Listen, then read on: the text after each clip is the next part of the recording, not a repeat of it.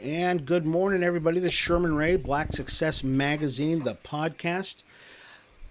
Today, we're going to be talking to Robby Thomas, and this is the second part in our series on cryptocurrency. Robby came on about a week ago that we started talking about cryptocurrency, blockchain, Bitcoin, that kind of thing. And we got such a great response from that we asked Robby back on, and hopefully Robby can even be on the show even more to talk a little bit more about cryptocurrency. So we're going to bring him on in just a second. Before we do that, though, tell you a little bit more about Black Success Magazine, the podcast. The magazine is going to be out in less than a week now. So we've gotten yesterday I got flooded with calls on saying people wanted to get the magazine.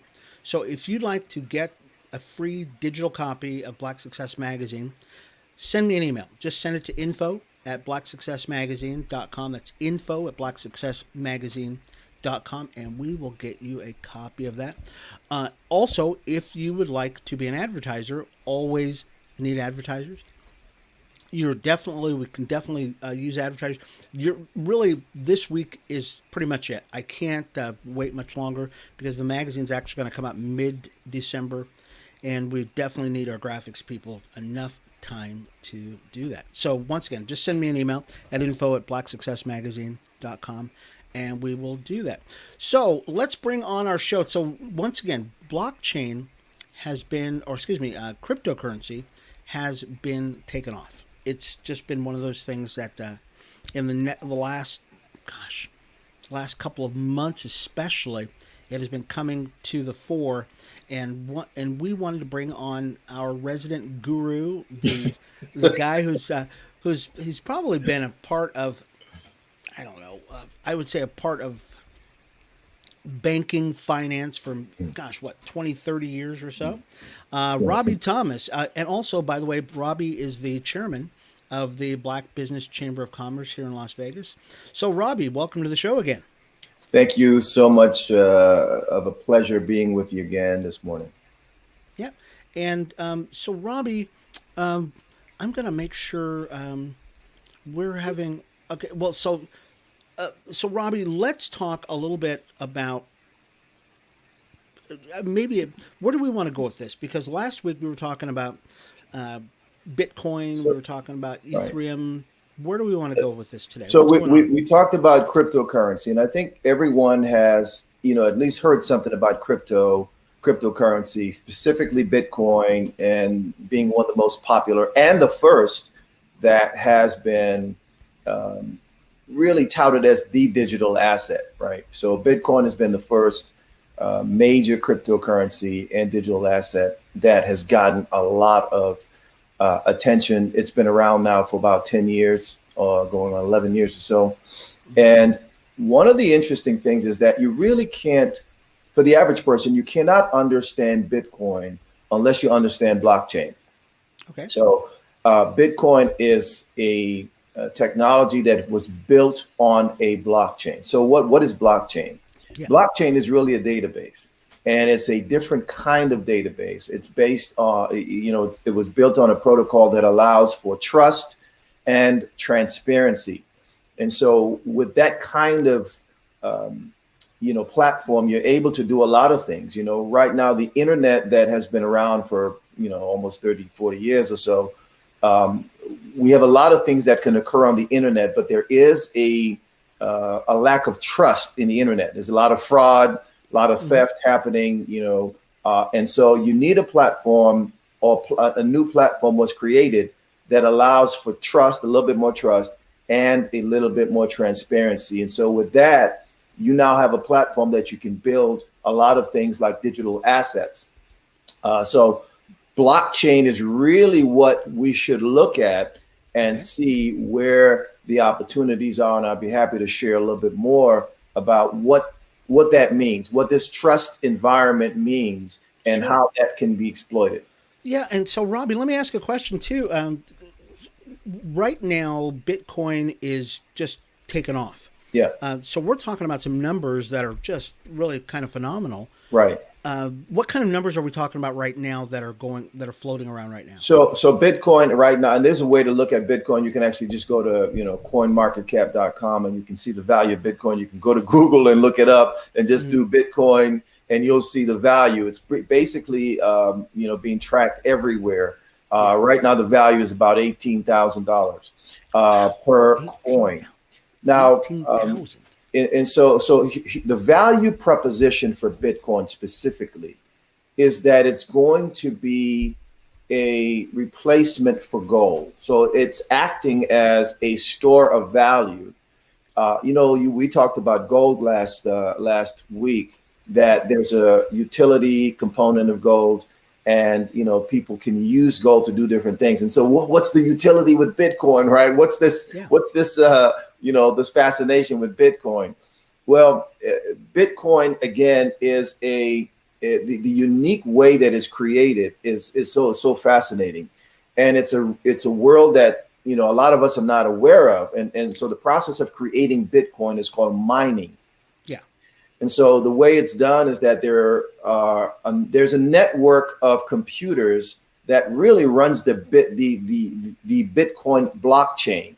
So it's a network, a database that basically keeps records like ledgers on all transactions that happen in the Bitcoin network. And so there's no way that anyone cannot, that you can verify everything that happened, but there's no way you can go back and change what was recorded. So the records are they're so etched into the system, it's immutable, it's unchangeable, and it can't be manipulated. Mm-hmm. Hence this whole nature of the trusted place, the trusted environment, and being able to be transparent. So we know who did what, even though the transactions are encrypted. So they can't tell who actually did it, but we know that it was done. So in other words, if you sold something, you have a record, a permanent record that will not be able to be changed. And so it can verify who actually sold and who bought. That's the value of the blockchain. Yeah, and I think once again, because we're talking about such big numbers now. Yeah. Literally, I remember when Bitcoin first started, at least when I first heard about it. Right.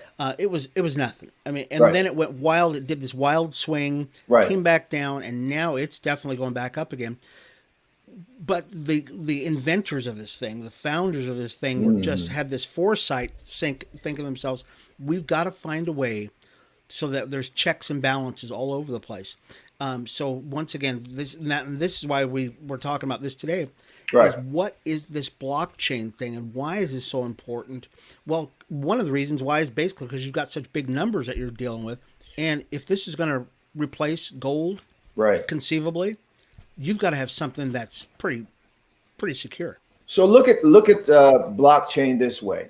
Mm-hmm. Currently, there are almost 4,000 different types of cryptocurrencies, but don't look at it as different types of monies or different types of currencies.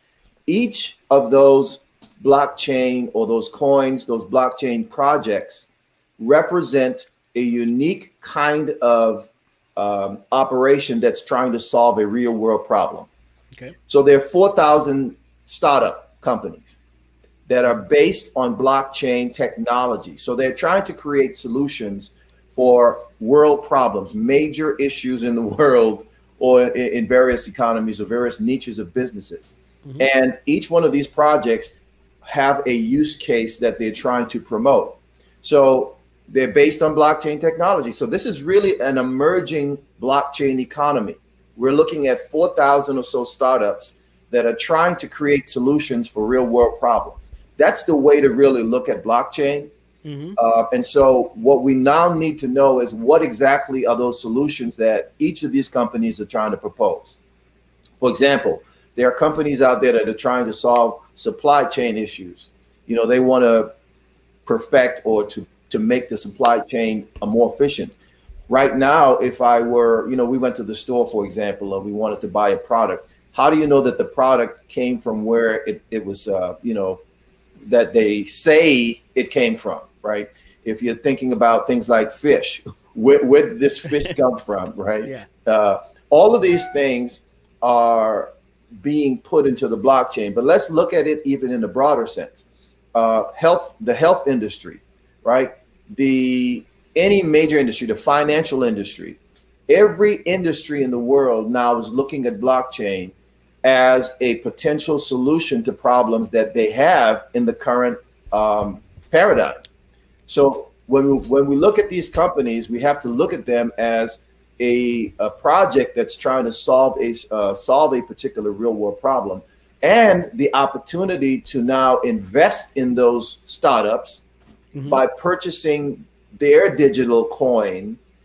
That's really where the applicability is. It's not so much that they're trying to replace the dollar or trying to or be another Bitcoin. They're trying to solve a problem, but the way you can invest in them is by buying their digital currency. Now, does that make a little bit more sense? Yeah, I guess for most people, it's like any other new technology that's come along. Correct. And unless it's continually brought up and it's top of mind, people just don't get it. And so that's probably why you don't have the buy-in, the major buy-in yet. A lot of people are thinking about it as money. Well, why do we have 4,000 or 3,500 or so different types of currencies? Well, they're not all trying to make, supplant gold. They're trying to do different things. But what the technology has done, it's actually decentralized.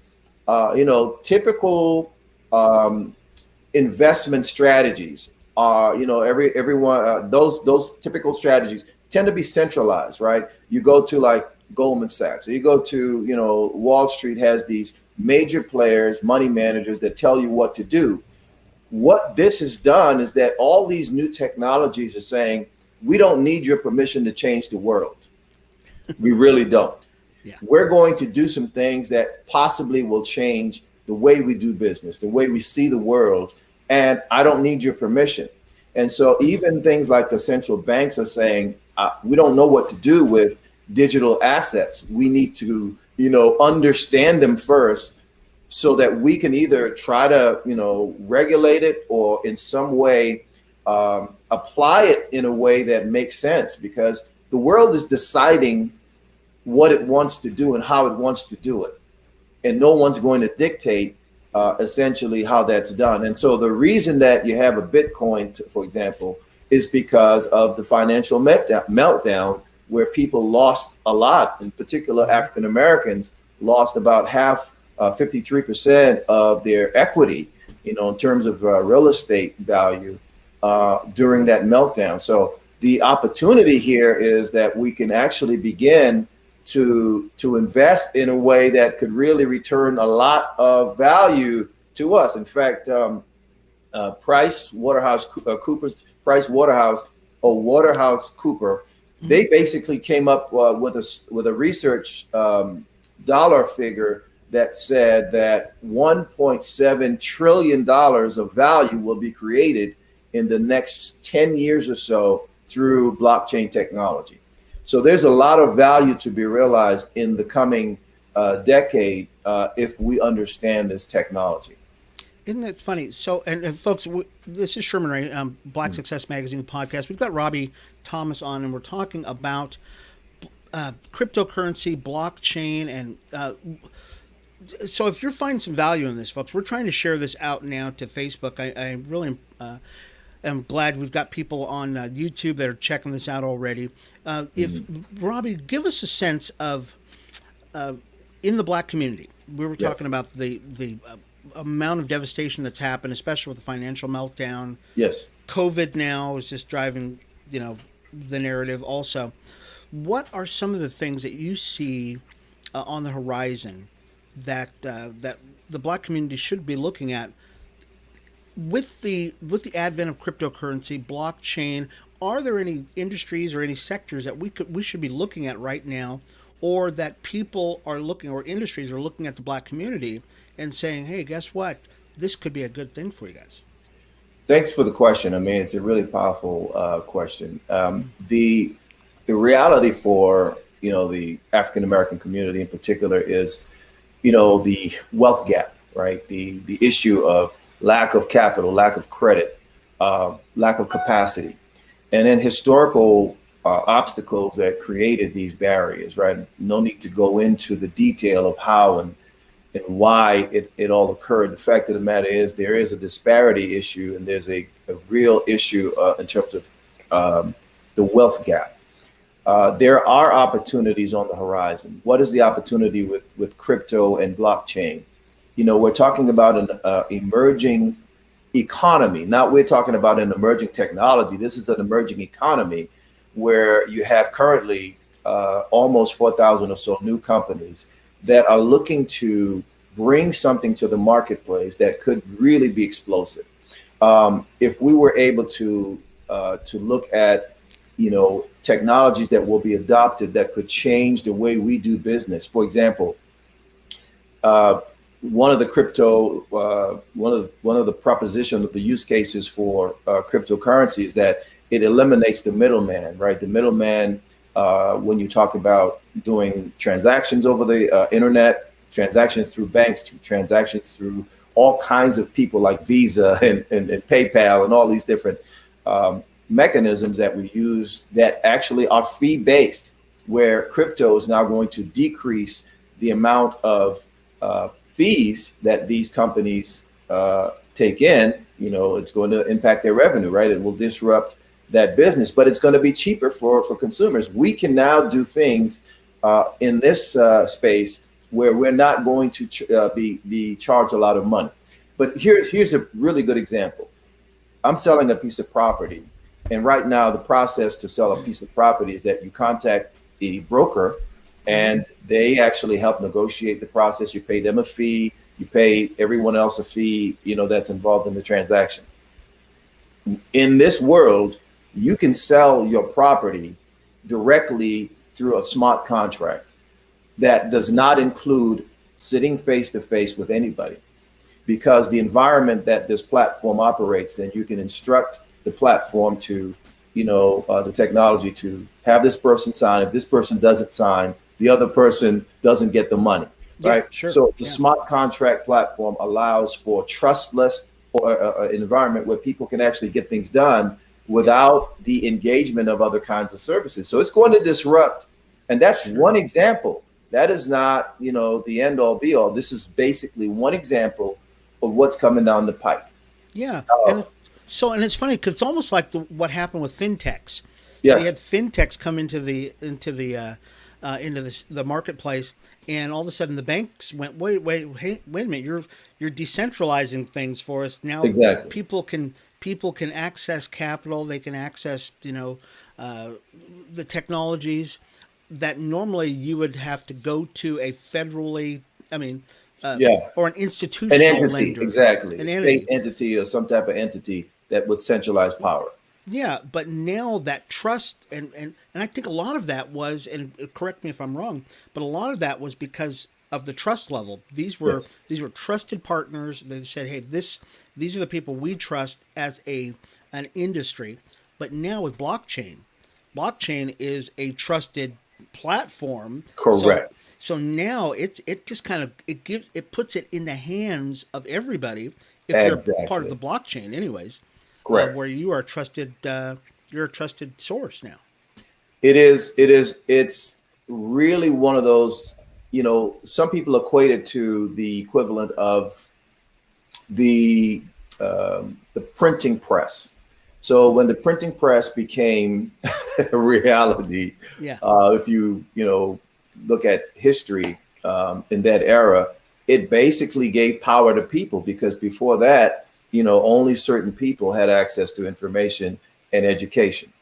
When the printing press came along, it basically decentralized power in a way that the world has never seen. It sort of spurned on the age of enlightenment. And so with this type of technology, we're able to do some things that no one else has seen. So what we're seeing with a lot of the newer types of blockchains that are that's emerging is the growth opportunity. So right now, I would say that most of this technology is really in its embryonic stages, the early innovation, early adoptions phase, and we have not had mass adoption. So if you're an investor, you're looking for opportunities where mass adoption hasn't happened yet, right? Yeah. You haven't had a lot of people moving into the space, into the market yet. So there's an opportunity to buy into something a lot earlier when you start to see the upward trajectory of the technology. So Bitcoin, for example, I think I can't remember how many percentage points it has grown, but it's basically the best investment on planet Earth. If you were to have invested in Bitcoin from the day it first started, nothing has outperformed Bitcoin in particular. But here's the exciting part. There are other kinds of technologies out there that could be the next Amazon, could be the next Apple, could be the next, Bitcoin. So there isn't just anything to say that it's just Bitcoin that you focus on. There's so many other kinds of things going on that we really need to spend some time looking at what they are so we can be a part of it. Digitally, we can invest, or we can start looking for opportunities to create applications that could be based on these blockchain platforms. So those are some of the areas of opportunity for African Americans in particular. I think so. And it's funny that just because you don't have Bitcoin doesn't mean you cannot benefit from Bitcoin. I mean, it's great to invest in Bitcoin, but, and if we're just talking about just kind of thinking outside of the box on this, Right. A lot of people don't manufacture cars, but they manufacture the add-ons to cars. Correct. Or racing cars, and they use and I think just Bitcoin, blockchain are starting off points for a lot of people. And if people can just start thinking about that and start thinking, you know what, we can actually look at this particular application. Let's say this is blockchain. Correct. A trusted source. How can we utilize this, or how can we add on to this to make this better? What technologies, what frameworks, or what new things could we adopt that we've probably never even thought about before because this never existed before? So there's so many ways we can go with this. And so to look at it, it's a great question, by the way. I think one of the ways that we can look at this is to say, what problems are we trying to solve? In other words, what type of products and services are we trying to build? Those are questions I think we can ask, and then we can start looking at the best platform to build these solutions on. So that's really one of the things that we can do. If you're looking at a career path, for example, you want to say, well, where is this technology going, and how can I be relevant as a creator of a product? As a creator, if I'm in programming, for example, I want to be able to say, I want to build something that has applicability to this platform that helps solve this particular problem. Yes. And if we stop thinking about, where we can build value, we start looking at ways to do that. One of the interesting things is, for example, if I wanted to be an investor in real estate and I didn't have the money, the entry, the barriers to entry is having capital, right? Yeah. Or lack thereof. But if I have $100 and I wanted to invest in a platform that had digitally sort of issued tokens that invest in that real estate, now I can participate in this whole process without having a lot of money.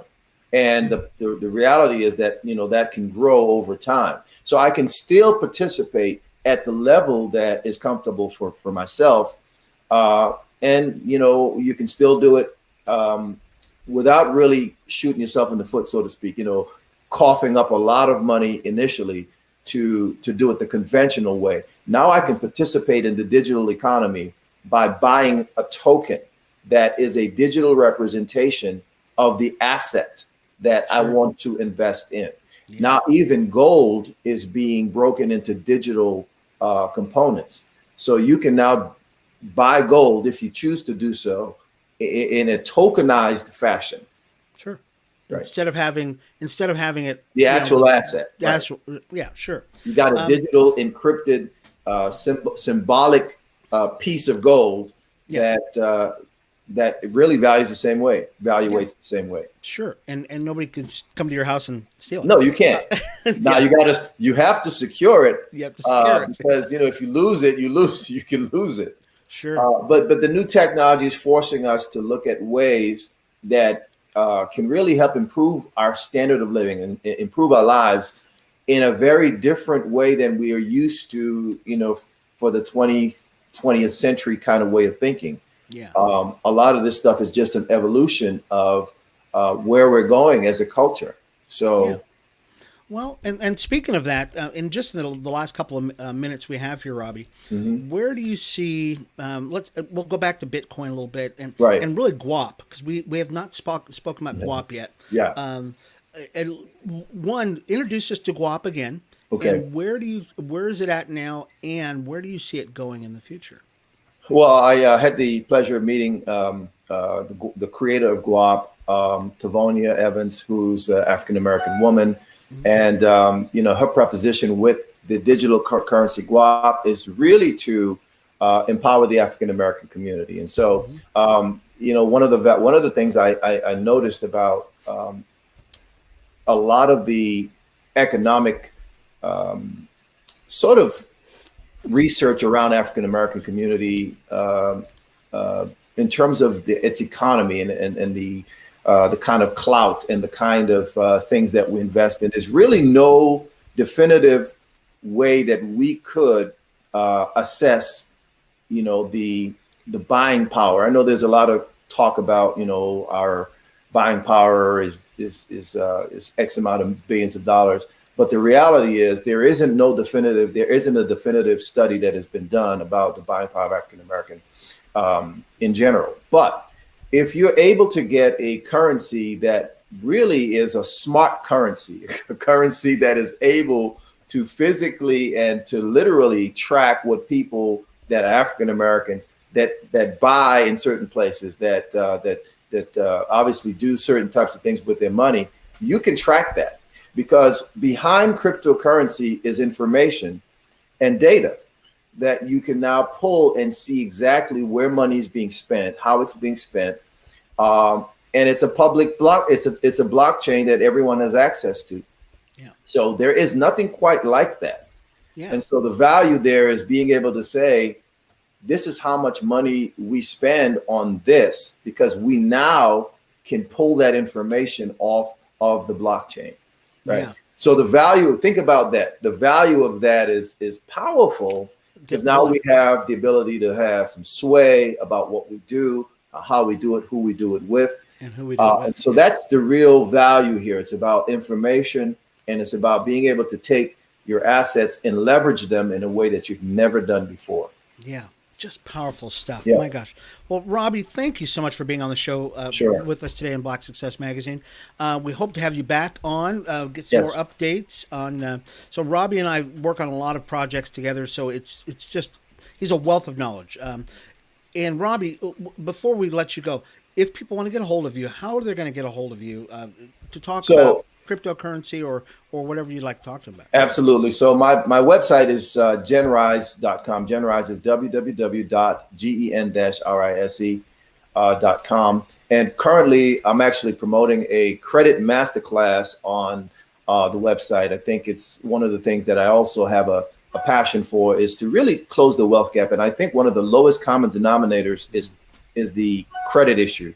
And so we've developed a credit masterclass that helps individuals that may have some challenges with credit to really begin to rebuild, so that they can leverage that credit to begin building wealth through purchasing real estate and even doing small businesses and things of that nature. So those are some of the things that we're working on.